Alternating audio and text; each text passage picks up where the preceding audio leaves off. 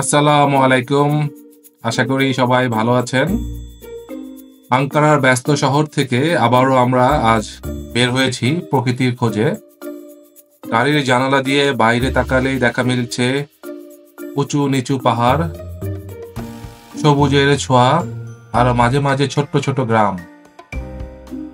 আমাদের গন্তব্য কারাগল national park, যা আঙ্কারা শহর থেকে প্রায় ৭৫ কিলোমিটার দূরে চুবুক জেলায় অবস্থিত। রাস্তা যতই এগোচ্ছে, শহরের কোলাহল পিছনে ফেলে প্রকৃতির একান্তে চলে যাচ্ছি আমরা।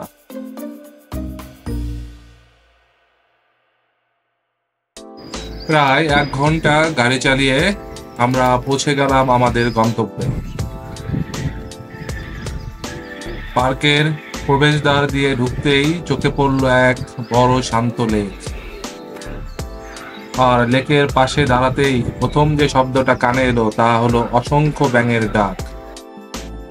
চারদিক নিস্তব্ধ, তার মাঝখানে একটানা ব্যাঙের সুর যেন পুরো পরিবেশকে এক অন্য রকম রূপ দিচ্ছিল। শীত শেষ হলেও গাছগুলো এখনো পাতাহীন, একটু ধূসর বিষণ্ণ রূপ। কিন্তু ঠিক এই বিষণ্ণতাই যেন এক গভীর শান্তির অনুভব তৈরি করছিল।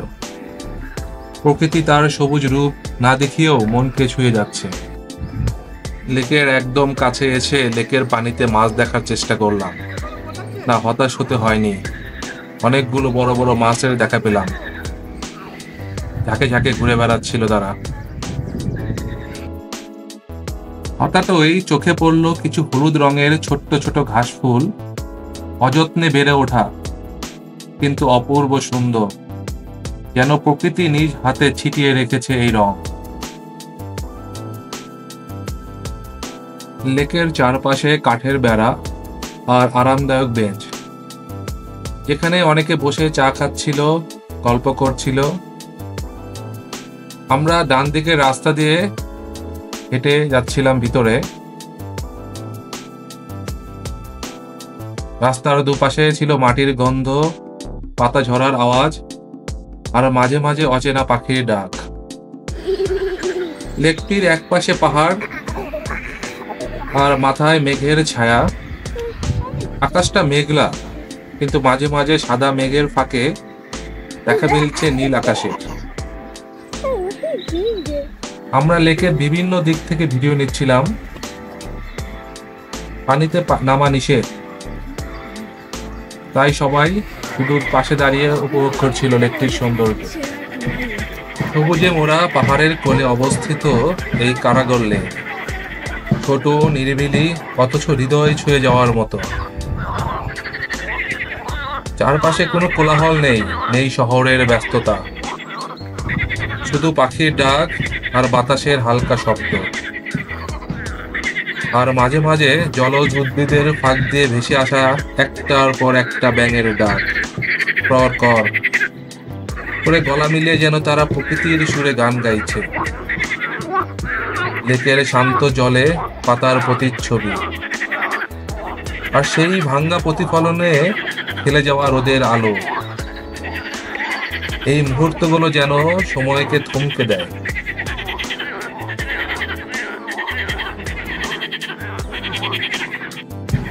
আমরা পার্কটির ডান দিকের রাস্তা দিয়ে ভিতরের দিকে হাঁটছিলাম। সামনের দৃশ্যটা যেন মুহূর্তেই মন ছুঁয়ে গেল। প্রতিটি বেঞ্চে বসে আছে এক একটি পরিবার। তারা যেন সেখানে নিজেদের জন্য তৈরি করে নিয়েছে এক একটি ছোট্ট জগৎ। কোথাও এক মা খাবারের বাক্স খুলে তার সন্তানদের জন্য খাবার সাজাচ্ছেন। কোথাও বা এক বাবা বারবিকিউ চুলোয় ধোঁয়া উড়িয়ে চিকেন পোড়াচ্ছে। আর কোথাও এক পাশে কিছু তরুণ তরুণী বসে প্রকৃতির নীরবতা অনুভব করছে, চুপচাপ, নির্বাক, অথচ গভীরভাবে সংযুক্ত। হাঁটতে হাঁটতে আরো ভিতরে ঢুকে গেলাম। এখানে একটি বড় পিকনিক এরিয়া। অনেকেই মুরগি পোড়াচ্ছিল, ধোঁয়ার গন্ধ আর রকমারি গানের শব্দ একত্রে মিশে গিয়েছিল। পার্কটির সবচেয়ে ভালো দিক হলো এই পিকনিক স্পটে প্রচুর পরিমাণে বারবিকিউ করার চুলা, পানি, বসার ব্যবস্থা ও ছায়ার জন্য গাছপালা আছে। এটি প্রাকৃতিক এবং পরিকল্পিত উভয়ভাবেই সুন্দর। আরো কিছু দূর হেঁটে গেলে চোখে পড়ল শিশুদের জন্য বানানো একটি প্লে জোন। দোলনা, স্লাইড সহ আরো বিভিন্ন ধরনের সাজানো জায়গা। সবকিছুই সাজানো ছিল পাহাড়ি ঢালুর গা ঘেঁষে। সেই জায়গাটা যেন পাহাড়ের কোলে গড়ে ওঠা এক আনন্দের চত্বর। এই জায়গাটায় শিশুরা একা নয়, তাদের আনন্দে পুরো জায়গাটাই ছিল যেন জীবন্ত হয়ে উঠেছিল। তাদের হাসি, দৌড়াদৌড়ি আর চিৎকার চেঁচামেচিতে সেই পরিবেশটা মুখরিত ছিল। এই শব্দগুলো একদমই বিরক্তকর ছিল না, বরং প্রকৃতির মাঝে শিশুদের প্রাণবন্ততা এক অনন্য সুর তৈরি করছিল, যার মধ্যে ছিল ভালোবাসা, নির্ভরতাবোধ আর নিঃশর্ত আনন্দ। সেখানে তারা উচ্ছ্বাসে মেতে উঠেছিল। কেউ স্লাইড দিয়ে নিচে গড়িয়ে পড়ছে, কেউ দোলনায় বসে দোল খাচ্ছে আকাশ ছোঁয়ার চেষ্টায়। আর পাশের সিটগুলোতে বসে থাকা বাবা মা চুপচাপ তাকিয়ে আছেন তাদের দিকে। তাদের চোখে মুখে ছিল প্রশান্তি। শুধু সন্তানের খেলা দেখা নয়, বরং সময়টাকে গভীরভাবে অনুভব করা। পাশেই নেট দিয়ে ঘেরা একটি ছোট ফুটবল মাঠে অনেকে ফুটবল খেলছিল। আমি দাঁড়িয়ে দাঁড়িয়ে দেখছিলাম কিভাবে পরিবারগুলো এই সময়টাকে কাটাচ্ছে। বাচ্চারা শুধু একে অপরের সঙ্গে খেলছিল না, তাদের সঙ্গে বড়রাও মিশে যাচ্ছিল। ফুটবল মাঠে বাবা তার সন্তানদের সঙ্গে পায়ে পা মিলিয়ে দৌড়াচ্ছেন, হেসে উঠছেন, খুশি হচ্ছেন। পুরো পরিবেশটা ছিল এক অদ্ভুত ভারসাম্যের, শান্তি এবং আনন্দের। প্রকৃতি আর পরিবার, শিশু আর প্রাপ্তবয়স্কদের মাঝে এক ধরনের অপূর্ব মিলন।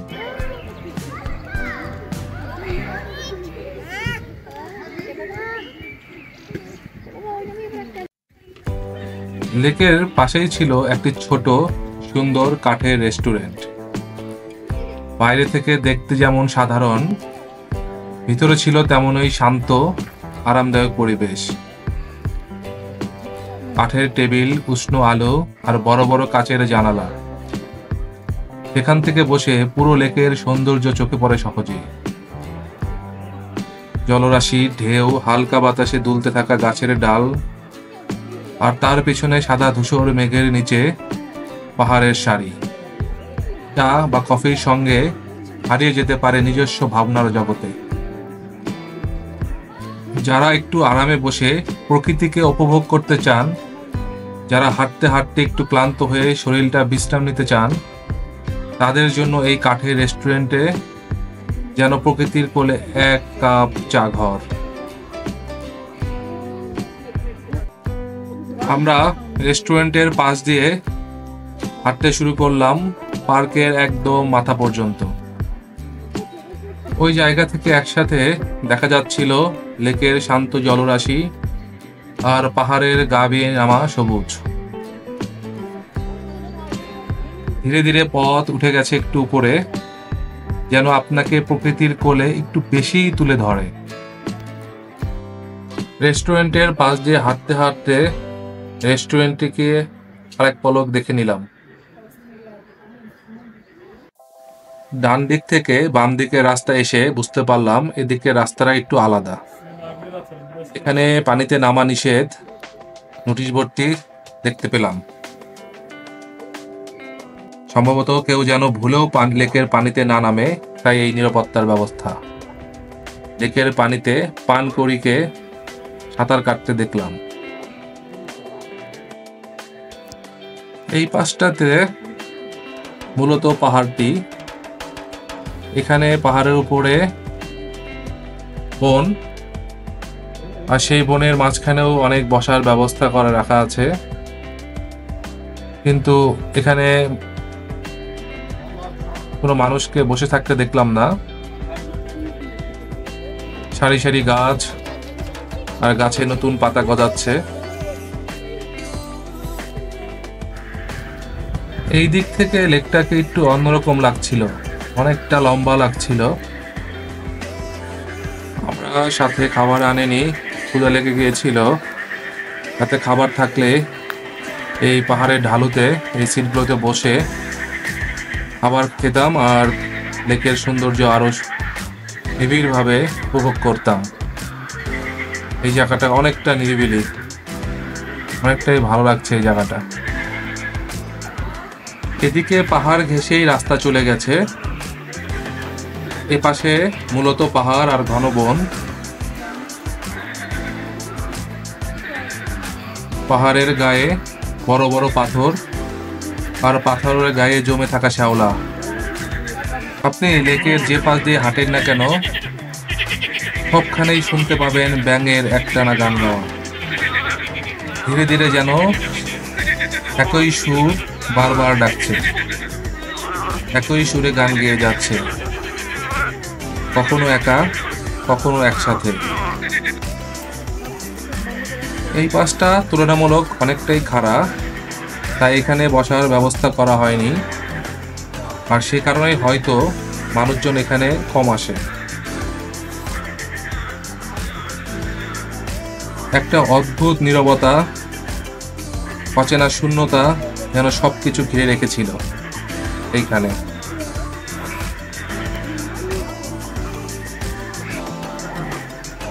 আমরা কেবল হেঁটেই চলছি, দেখছি, শুনছি আর অনুভব করছি। জলের সেই সবুজ রং সূর্যের আলো পড়লে কখনো একটু চকচক করে ওঠে, আবার কখনো কুয়াশায় যেন একটু ধূসরও লাগে। এই রংটা চোখে শান্তি দেয়, মনে প্রশান্তি আনে। এমন দৃশ্যের সামনে দাঁড়িয়ে শুধু একটা কথাই মনে হয়, জীবনটা এত ব্যস্ত না হলে আমরা হয়তো আরো বেশি সময় নিয়ে এই রকম মুহূর্তগুলো উপভোগ করতে পারতাম। এই শান্ত রাস্তায় হাঁটতে হাঁটতে হঠাৎই চোখে পড়ল কিছু গাছ, যাদের গা ভর্তি সাদা ফুলে ঢাকা। কোনো কোলাহল নেই, কোনো ঘোষণা নেই, কিন্তু সেই নিঃশব্দেই যেন তারা জানান দিচ্ছে নিজেদের উপস্থিতি।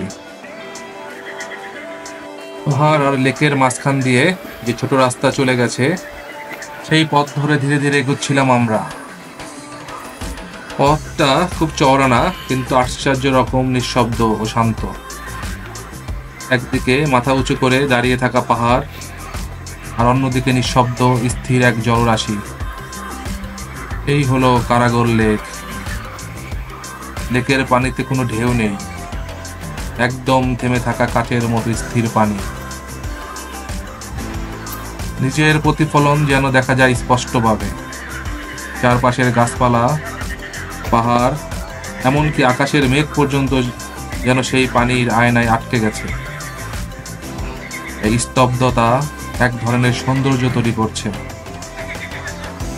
যে সৌন্দর্যে শব্দ নেই কিন্তু অনুভব আছে, গভীর নিঃশব্দ অথচ স্পষ্ট। আমরা হাঁটছিলাম ছোট্ট সরু রাস্তাটি ধরে, এক পাশে খাড়া পাহাড়ের পাথুরে শরীর, অন্য পাশে প্রশান্ত সবুজ লেক, পাখিদের কিচিরমিচির আর ব্যাঙের ডাক। এই সব মিলে এক নরম প্রাকৃতিক সুর বেজে চলছিল আমাদের চারপাশে। পুরো লেকটি ঘুরে আমরা চলে আসলাম এক্সিট গেটের সামনের ফুলের বাগানে। এখান থেকে আমরা এখন বের হয়ে যাব।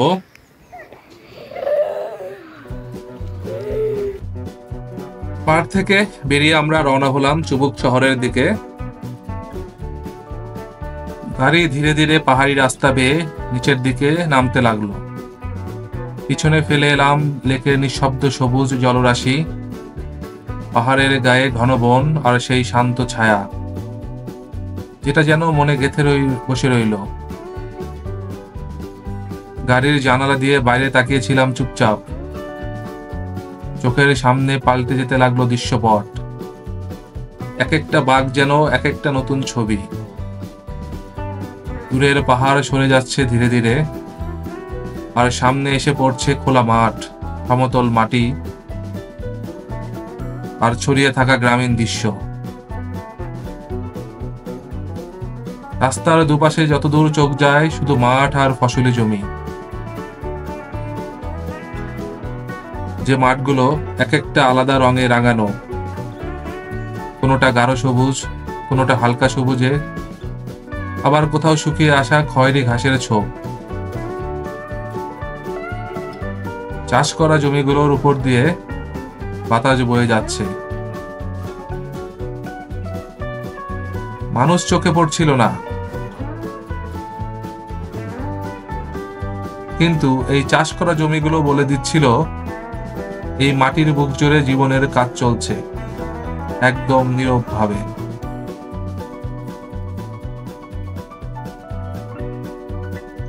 এটা শহরের কোলাহল নয়, এটা অন্য এক জীবনের প্রতিচ্ছবি, যেখানে শব্দ নেই কিন্তু গভীরতা আছে। এক একটা পাহাড় যেন শত গল্প ধরে রেখেছে।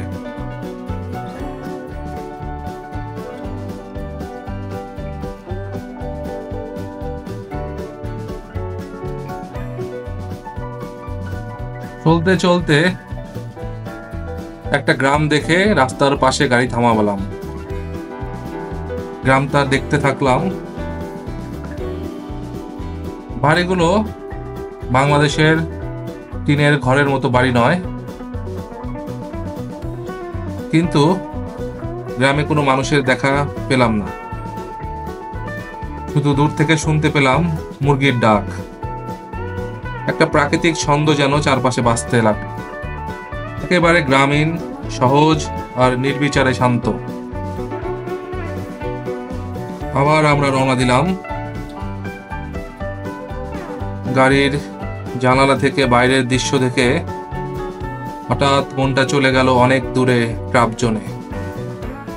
সেই পাহাড়, সেই সিঁড়ি বেয়ে ওঠা পথ আর কুয়াশায় ঘেরা সকালের কথা মনে পড়ে গেল। কারাগলের পাহাড়ি নির্জনতায় কাটানো সময় আর এখন সেই ছোট ছোট গ্রামগুলো, এই সব কিছু মিলিয়ে ট্রাপজনের অভিজ্ঞতা যেন আবার নতুন করে চোখের সামনে ফুটে উঠল।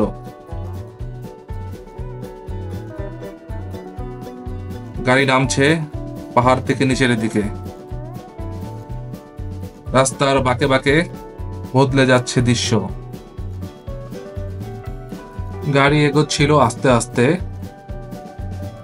সেই সঙ্গে রাস্তার পাশের দৃশ্যগুলো যেন বইয়ের পাতার মতো উল্টে দেওয়ার মতো বদলে যাচ্ছিল। দূরে দেখতে পেলাম ছোট ছোট ঘর, ছড়িয়ে থাকা গাছপালা।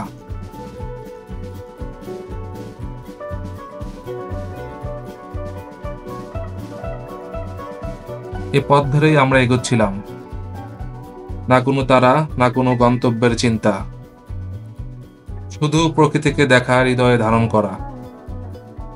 আকাশ তখনও মেঘলা ছিল। সাদা ও ধূসর মেঘের আড়ালে মাঝে মাঝে সূর্য উঁকি দিচ্ছিল। আলো ছায়ার এই খেলা যেন আরো মোহময় করে তুলছিল চারপাশকে। এই আকাশ, এই বাতাস আর এই মাটির গন্ধ সবকিছু মিলে একটা পরিচিত অথচ নতুন অনুভব তৈরি করছিল। গাড়ির ভেতরে ছিল নীরবতা। আমরা কেউ কিছু বলছিলাম না, শুধু দেখছিলাম। এই না বলা অনুভূতির মাঝেই যেন প্রকৃতির সঙ্গে এক ধরনের সংলাপ গড়ে উঠেছিল।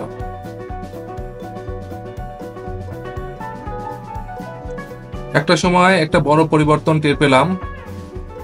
আকাশে আর মেঘ নেই। ধীরে ধীরে সূর্যের আলো যেন ভিজিয়ে দিল পথটাকে। একটু আগেও যে পরিবেশ ছিল ছায়ায় ঢাকা,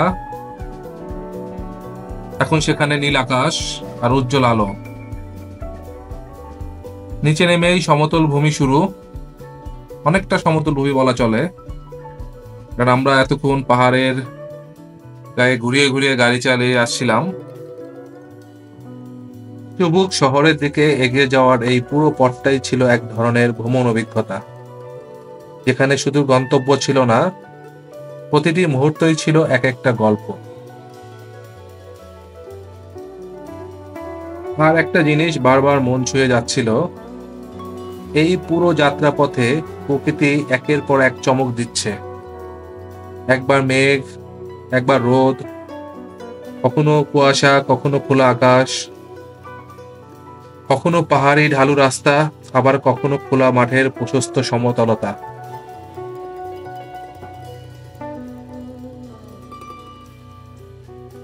চুবুক শহরে ফিরে আমরা ঢুকলাম এক রেস্টুরেন্টে। লম্বা ভ্রমণের পরে কিছু খাওয়ার খুব দরকার ছিল। আবার খেতে খেতে মাথায় ঘুরছিল আজকের স্মৃতি। তেক, পাখির ডাক, ব্যাঙের সুর, সাদা ফুল, শিশুদের খেলা আর বারবিকিউ করা। খাবার খেয়ে আমরা চুবুক শহর থেকে বেরিয়ে পড়লাম আঙ্কারার দিকে। বিকেল তখন একদম পূর্ণ, আলোর তেজ ছিল না, কিন্তু একটা উজ্জ্বল শান্তি ছড়িয়েছিল চারপাশে। আকাশ ছিল একেবারে পরিষ্কার, একটানা নীল, কোথাও কোনো মেঘের চিহ্ন নেই। এই নীল আকাশ যেন মনটাকেও নীল কিন্তু প্রশান্ত করে দিচ্ছিল।